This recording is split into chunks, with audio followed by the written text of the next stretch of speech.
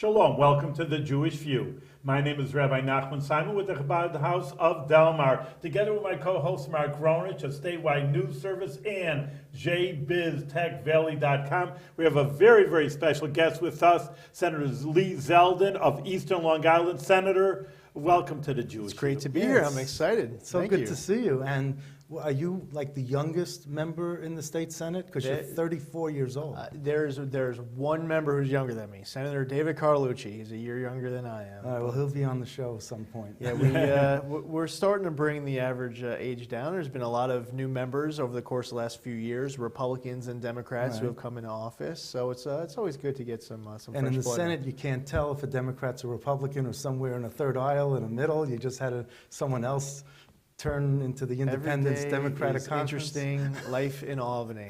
And there's never a boring day up here, that's for sure. That's always interesting because one of the arguments, and this was long ago, but even the Congress, I don't know what the average age is, but they said, we're being ruled by these, I don't know if they're old geezers, but older people, let's get some young blood. It's even from the 60s and 70s, so it's really refreshing that there is something to say about old age. I mean, some people have experience in life, but the youth is also There's important. also institutional memory, which is important. So you got like someone like Hugh Farley, who's 80 years old, and from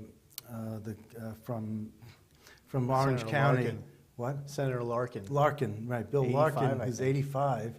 I mean, there used to be someone from Queens, Martin Knorr, and we called him Marty Snore, because he would fall asleep in his chair and he'd just doze off. But there are the few that are there. But the average age used to be 65 in the state Senate. Now I think it's down to 50, 55 or something. Yeah, and to your point, Senator Farley and Senator Larkin are two people who I have tremendous respect for. They do have a lifetime of experience. Senator Larkin being someone who served during Korea and World War II during that time, and represents West Point. Represents West Point. He's passionate about our veterans. Senator Farley's passionate about our libraries. And they hold a lot of water for some very important constituencies. And I presume you're passionate about consumer protection because you're chair of that committee. Right, it's important to do what we can. One of the very important components of being chair of that committee is that sometimes a constituent might come to you with a really good idea, and a legislator would introduce a bill to help that constituent, but with such a broad solution that it maybe completely changes a whole industry for the worse, and jobs could get lost. And it's just, I think one of the other keys in this job is to work with bill sponsors to try to narrowly tailor their bill to actually get to the intended result that is pro-consumer, but also pro-business. We don't want to lose jobs. We don't have to pay more. It's been a balance. You don't want to have higher taxes because of an inadvertent bill that is too far-reaching. Yeah, and I think that happens a lot where you have so much legislation that people may not think through the unintended consequences of, and it really, that sometimes the most important components of a bill may not even be in a bill text itself. It's analyzing the practical application of it if it actually becomes law. That's what they say about the automobile industry, which we don't have. It just, it's nice for pollution, but then destroys a whole company. Then everybody's paying the price for it. You always have to weigh the good for the bad. I know in rabbinical law that's what you have to, it's the same idea. It's the good or, there's consequences for the action. But, we're talking about young, so, young to some people, well, immature and inexperienced, but that surely is not the case in your field. I mean, where your life is, so you can say you're very young, but, which you are, maybe compared to me. But in any case... You're 29, right? Yeah, 29. So I'm a little younger than you. But still, there's what to talk about. Some people live a whole life, and what did you accomplish, in older people. And here you're so young, saying, all right, you're just a young little whippersnapper that doesn't know anything. But on the contrary, tell us about it, maybe even your military career that you've already accomplished. Some people are just starting off in life at 30, like a doctor, just getting out of medical school, and here you're already accomplished. He's a major in the majority. Yeah, major senator as opposed to senator major. That's right. I graduated actually college and law school up here in Albany. Oh, excellent. And after I graduated, I was commissioned into the Army as a second lieutenant in Military Intelligence Corps. Switched over to Because the... you went to ROTC? I did Army ROTC through Siena Yeah. College. I was going to school at SUNY Albany. Mm-hmm. And You were I a actually- poli-sci major. Poli-sci major. But in is there college. science to poli-sci? Is there science in there? You know, it's the sciences are obviously a little bit different than what you might be used to, in chemistry or biology or physics. But there definitely is there's a science Okay. to it. I think that a lot of the standards that are set and the values, there's huge variables and inconsistencies and subjectiveness. And you served in Operation Iraqi Freedom. And so tell us about what that was like. I mean, we welcomed everyone home as heroes during that. So. Well, one of the reasons why I still serve in the reserves, I have so much respect for all of our men and women who have served before me, serve alongside me, people who will serve in the future who are 5 years old right now, and they will be protecting and defending us. And God bless them for it. It was really the best. It's the best job in the world to have. You're surrounded by people where everyone believes in a cause greater than themselves. And I was at the 82nd Airborne Division in 2006 when I went to Iraq, and it was an infantry battalion of well-trained paratroopers who I just felt so comfortable with, knowing that they were there next to me in the fight, and if anything was to happen. I was surrounded by the best of the best, and that was probably the most thrilling component of it. Is that I already had so much respect for them, but just seeing them move from a training environment to a combat environment and what they're capable of, it's impressive stuff. And I went to Iraq once. There are people who deploy for 6, 7, 8, 10 times. Really? That long? Oh, Each sure. time of the year?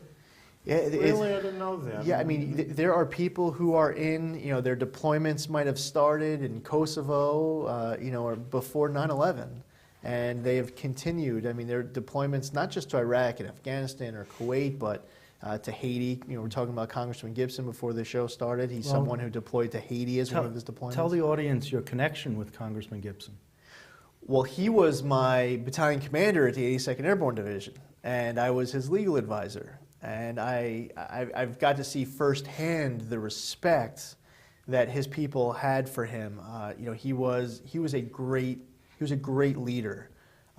Physically, he would be able to, what they call in the military, smoke anyone on the PT test.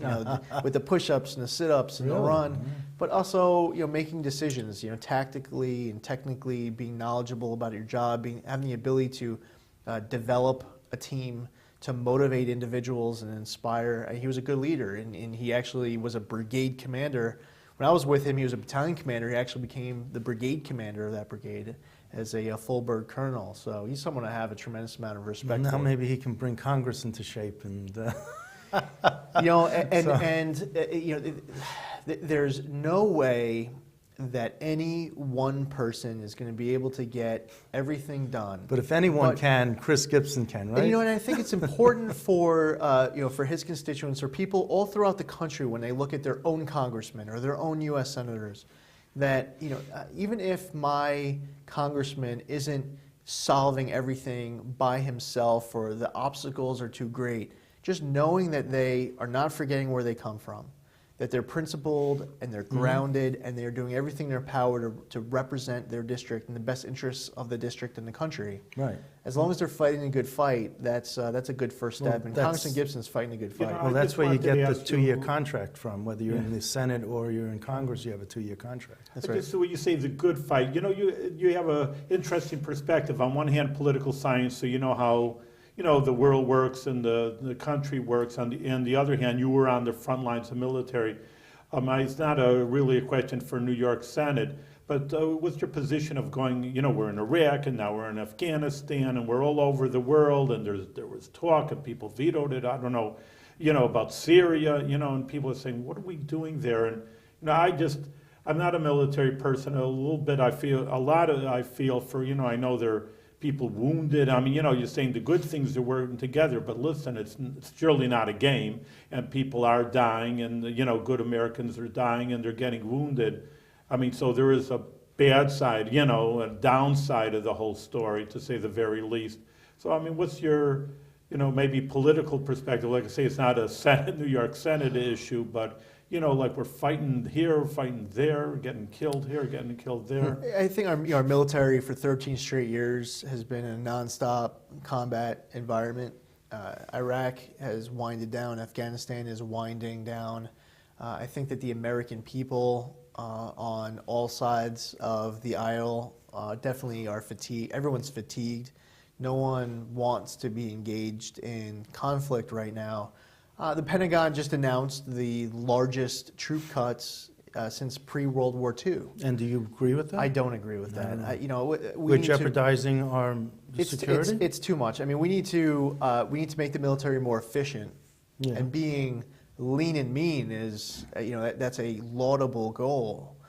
Reducing the size of our force to the lowest level in 74 years, and taking that, risk, that very calculated risk, that when we have to engage with our next enemy, that's a terrorist cell. It's individual threats where we have to disable command and control, and special forces can accomplish the mission. There are other threats out there that require more manpower, more force, and hopefully it never comes to fruition. Our strongest ally in the entire world is Israel. They have threats all around with them every single day. They are trying to have peace for that day. I watch what's going on with Iran. I do not support the deal that was recently passed with Iran. I actually believe that instead of reducing sanctions, we should be increasing sanctions. I think that Iran is able to, they made their own calculated decision that they can wait a few extra months, but they continue to pursue uranium enrichment. They continue to pursue construction at Arak. And even though while it takes them a few extra months, they will see 10, 15, 20 billion dollars of economic relief with these sanctions. And they don't respect weakness, they respect strength. So we actually should be increasing sanctions, not decreasing it. And I would just add one other point, is that Iran immediately refuted the take from Washington as far as what this quote-unquote deal really is. So we need to protect Israel's inherent right to self-defense. Them being our strongest ally in this very fragile region of the country, I'm very concerned about Syria and Iran and other threats around Israel. So, as far as reducing our military to the lowest level in 74 years, what happens when our strongest ally in the entire world, hopefully never happens, ends up being engaged in some type of ground conflict, and we need to get involved. We need to be prepared to help our friend. Because it takes too long to beef up our troops. You can't, when you get rid of that staff sergeant with 13 years experience who's gone through 4 deployments. You can't snap your fingers and bring them back in? 12 years from now, that staff sergeant is the sergeant major who is able to tell the stories and the lessons learned of their 4 deployments a decade and a half ago. So you can't replace that. You'll have training environments where instead of the sergeant major instructing, or the captain or the sergeant instructing, and they have no combat experience, they're not wearing a combat patch. We need to maintain all this great experience that they have, that really needs to get passed down to our next generation, people who are 5 who will join later. So let me ask you, in the state Senate, are you the only Jewish Republican, or besides Simcha Felder, who's a Democrat, but he sits with the Republicans, but are you the only? Maybe Senator Ranzenhofer? That's right, Ranzenhofer's Jewish, right. Right. So Joe Robach has a name that sounds Jewish, but I don't think he's actually Jewish. No, he's not. Marty Golden has a name that sounds Jewish, but really isn't, not, right. So really, you and Ranzenhofer from Buffalo are really the only 2 Republican Jews. Yes, Senator Saland was. That's true. And he lost his election last time. To a non-Jew. We got to see if we can get another Jew in there. No. But anyway, it's important to have, Senator Scalos has a large Jewish community. He's Greek, but he represents a large Jewish community. He now has kosher food in the Senate the Senate, when they have the reception after the State of the State and they have come into the Senate conference room, you know, there's a whole table there set up just with kosher food, and I'm not and it was before Simcha Felder got elected, so I don't think it's because of Simcha Felder, but he has this affinity with the Jewish community. Absolutely. Yeah. He's very sensitive to issues when, you know, a session, a budget vote, when something falls on a Jewish holiday. You know, I've had conversations with him where he's sensitive to allowing members to be able to observe. And where do you fall on the spectrum of Judaism? You know, I was bar mitzvahed through a Reform temple. My grandparents were much more religious. My great grandparents to my grandparents to my parents. You know, you have like really the full spectrum. But you know, I would go to high holy services on to conservative temples, and my own B'nai Israel in Oakdale was Reform. When I was going to school up here, when we'd have a Shabbat service at SUNY Albany, it was a conservative. Would you go to Shabbos House? I did. You did. You went to Shabbos House. It was more conservative there, and actually when I was on active duty in the Army, and I don't know how it is now. This is going back to the late '90s. But when I was on active duty in the Army, we had rabbis, some who were conservative and some who were Orthodox. And right. Oh, yeah. So it runs the gamut. I mean, you know, Rabbi Simon will certainly tell you the Chabad movement welcomes everyone. You know, it's if you're not observant, you're not observant yet. You're not yet observant, right? Is that how you say it? So it's not even observant. It's just a person's Jewish and then they belong. That's the bottom line. It's just like a family. So you say, well, you're not good here. You're better here. Your family, mishpacha, you say it in Hebrew, your family. So that's really the underlying and most basic idea. And then you're nice and you're good and teach about Judaism. That's really it. So that's a good attitude. You know, I was talking, the Mazzone Catering folks took over the food concession down at the Empire State Plaza. And I saw... Where are they centered? They're the owner, Angelo Mazzone, he was there today in the cafeteria trying to see how he can make it better. And I said to him, Angelo, you got to have a kosher option here. Really? And he knows how to do it because he's got this woman on staff who knows how to cater kosher food. So he says, I'm going back and I said, you got more observant Jews and more Jews in the Assembly and the Senate, and they're starving up here. They come up here with their cans of tuna, and they eat like cats out of their tuna fish can, you know, but they need, you know, we interviewed Assemblyman Goldfeder, and he was telling us, you know, he's starving up here, but he's thin anyway, like you know, so he's, and he's about your age also. But, you know, they got to get used to it. Really in trouble. You know, I don't know what Senator Goldfeder Senator Felder does in terms of his... very observant. No, but in terms of his eating, how he survives. But you know, he's going to be on the show, so I'll have to ask him about it. He is, I love him. He's great. Yeah. He is one of the wittiest people I've met up here. And it's a very dry sense of humor. You know, sometimes it's, you know, it might be even under his breath where you have to be sitting next to him to be able to hear the good joke, but so quick. Do you sit next to him in the Senate? I don't. I'm close side. to him. Yeah, I'm just you're close. I'm a few chairs over, so I get to hear some of his Yeah. thoughts and observations along the way. But he's one thing about him, and it really, you know, it's part of charisma. It's part of his charisma, but he is so incredibly quick-witted. I'm blessed to have had the opportunity to get to know him here during a short time. So, you know, you touched on this earlier, and I'm sorry that I digressed here and I went off topic, but Israel. You were talking briefly about how Israel, you know, we're their greatest ally, they're our greatest ally, and all this stuff.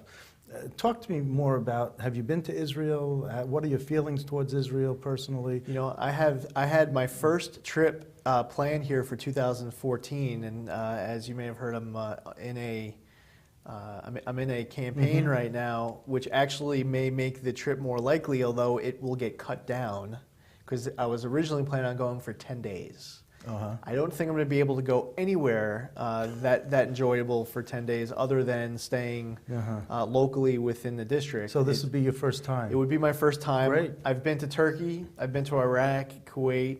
I'm circling around it. there. Well, I've been to I'm ready to Cyprus, go. but I've never been to Israel. Right. And Cyprus, you can look from the border, you can see Haifa, across the Mediterranean. But it's amazing. I can't wait to make the trip. Okay. I'm excited about Well, it. we'll have you back after the, but that'll be great. We'll get your thoughts and your views on what you thought of Israel. But, in your heart, tell me what your thoughts about Israel. Well, they really, of all the countries that are out there, whether it's, the history, the religion, the democracy, the location, on so many fronts, you can make such a compelling argument that they really are our strongest ally. And Benjamin Netanyahu once had he had a great quote, famous, talking about how Israel is the one country where everyone who's, in the government and out, who's, for the leadership and against it, everyone's pro-American.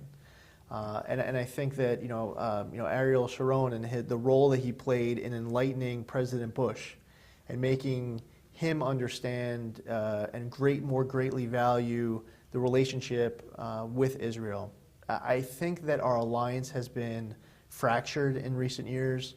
I think that we need to have more communication, more trust, a stronger alliance with them. We are in the middle of a 10-year memorandum of understanding where we are helping provide funding to Israel to support their efforts. We need to continue to honor that 10-year MOU. There are countries out there who we support who don't like us, and they do bad things to harm our interests. Israel is the best possible exception to any type of an analysis like that to try to to save money. We need to have and continue to build a strong alliance there. Syria, people ask me, like, what would you have done if you were in Congress or if you were the president? And genuinely, my first thought, the best way to make an informed decision is ask Israel, what do they want us to do? What's their request? Is it, because don't tell them what's best for them, but ask them what they would like us to do. It's possible that us attacking Syria would make Israel more vulnerable to some type of a strike from Iran. Maybe this is the intel on the ground. This is what the leadership of Israel truly believes at that moment. Maybe we have that conversation with Israel, and they say, no, we don't want you to. Maybe we do want you to attack, and maybe this is it could be us next. We need to take action now. We're with you. We're in the fight with you. And so all of these hypotheticals, as far as how we answer different challenges around that region, I think in many respects there may not be anyone better to talk to for good advice and to be lockstep with them. Because some of these decisions might be well-intentioned to get involved with military action. And aside from the fact that domestically the American people may not stomach it, also very importantly, the people of Israel may actually be harmed by it, and that's it's the same. It's interesting going full circle of our conversation. Same thing with consumer. Sometimes the solution is bigger than makes the problem even bigger, and that could be with Syria too. I know that people have said that, well, there was a bad regime, but what are you getting instead? So it's even worse. So you never know what happens. You have to, like that, it's a hard weigh the options. I don't have a good segue for this, but I'd like to turn more to state issues, and I'd like to talk to you about Common Core, the educational issues. You think that we should halt the Common Core? What's your position about Common Core? I do. I am all for having higher standards. Right. The Common Core, you could explain it. There are three different main parts of Common Core. You have the standards, you have the testing, and you have off of those standards, and you have the curriculum that's set to prepare for the tests. And the standards are part of this, many multi-state consortium. The tests are created by the state. The curriculum is set by the local school district, and it seems like nobody's talking to each other. Right. we need to set our students up for success. And then you have the teacher evaluation part, which is tied into the Common Core. And how successful the students are based on how successful the teachers will be. And I think that that the tests should, maybe if they released a sample test to give local school districts an idea as to what these tests may look like. Some of these standards are not age appropriate. Was it too much too fast in terms of implementing or trying to implement it? I think the lack of communication, the lack of coordination, and the fact that they were including so many different standards that were not age appropriate, they fell flat out of the gate very quickly.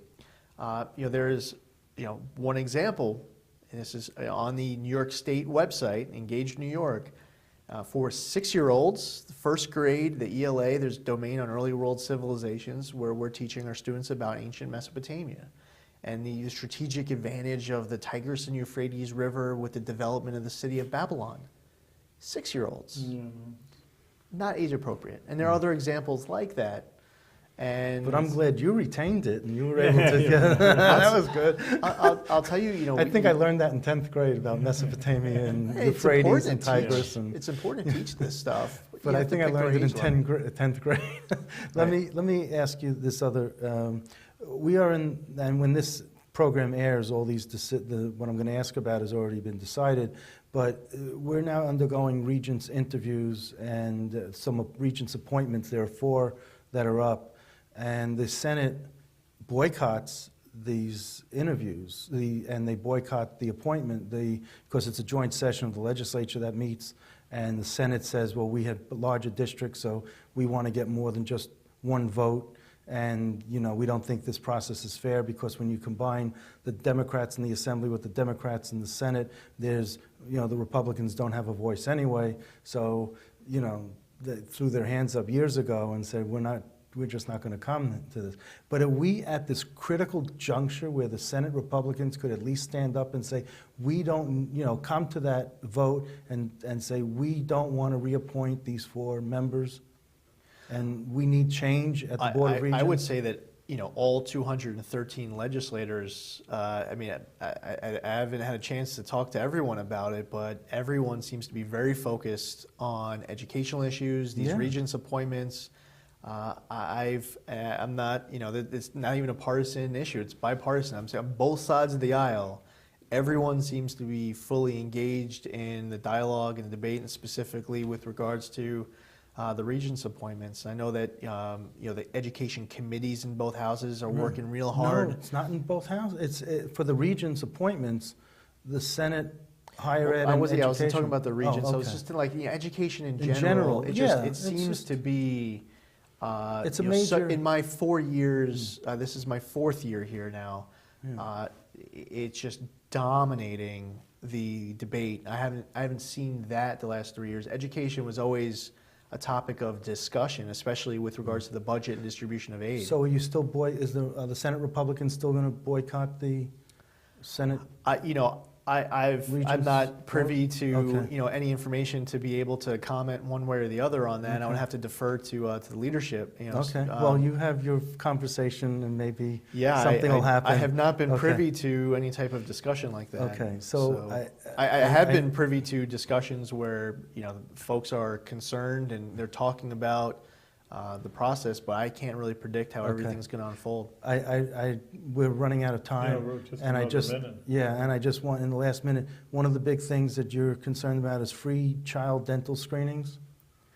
Oh, actually, this past Saturday I hosted an event, but it's funded by Briarcliff College, where we had children from the local community come in. They had free dental screenings. It's good to promote good health.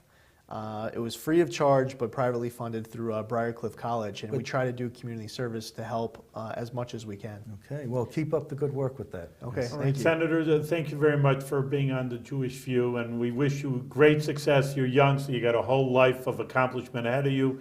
Should only accomplish everything that you want to for the good of the people of New York State and the whole country with good health. Thank you. Thank you, Rabbi. Thank you, Mark. Nice to have you.